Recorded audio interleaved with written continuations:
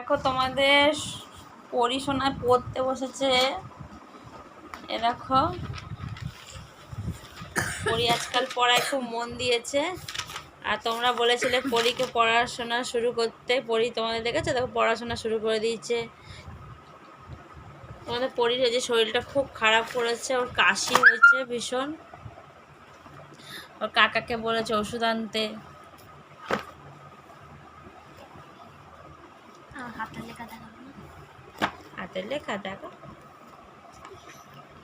ভালো না? ভালো না? কই হাতের লেখা? সংস্কৃত হাতের লেখা। দাঁড়াও তোমাদের পরীর হাতের লেখাটা দেখা।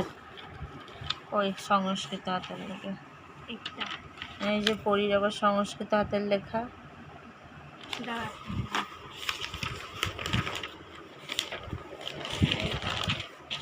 পড়ি দেখো পড়তে বসছে তোমাদের পড়ি, চারিদিকে বই টই ছড়ানো। তো সংস্কৃত অ লিখে দেখাবো। দেখাও দেখাও। বড় বড় কি সংস্কৃত লেখা?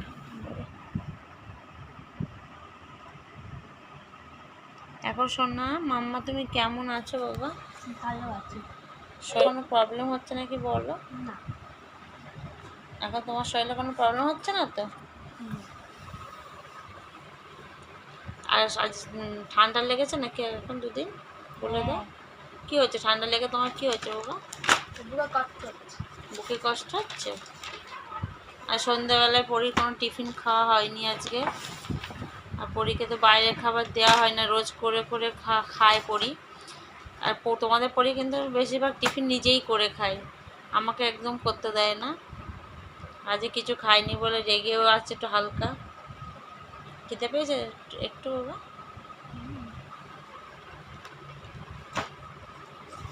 আর কটা বই পড়াশোনা করেছো? আজ শুধু ম্যাথ করেছো? আর স্কুল কদিন যাও সপ্তাহে?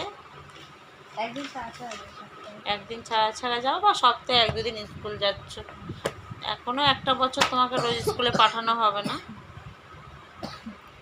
পরীকে সপ্তাহে একদিন স্কুলে পাঠায়, কারণ ওকে তো মানে রোজ রোজ পাঠানো যাবে, মানে রোজ পাঠালে কোনো প্রবলেম, তবু ওর শরীরে যদি মানে বেশি খারাপ করে, ওই কারণে ওকে তো ওর শরীর যদি খারাপ করে তাহলে আবার মানে ছুটাছুটি করতে হবে ডাক্তারের কাছে। আর এখনও পরীর কিন্তু মানে এখনও 2 মাস পর পরীকে আবার ডাক্তার দেখাতে নিয়ে যেতে হবে। আর তার মধ্যে দেখো পরীর ঠান্ডা লেগে গেছে, ওয়েদার চেঞ্জ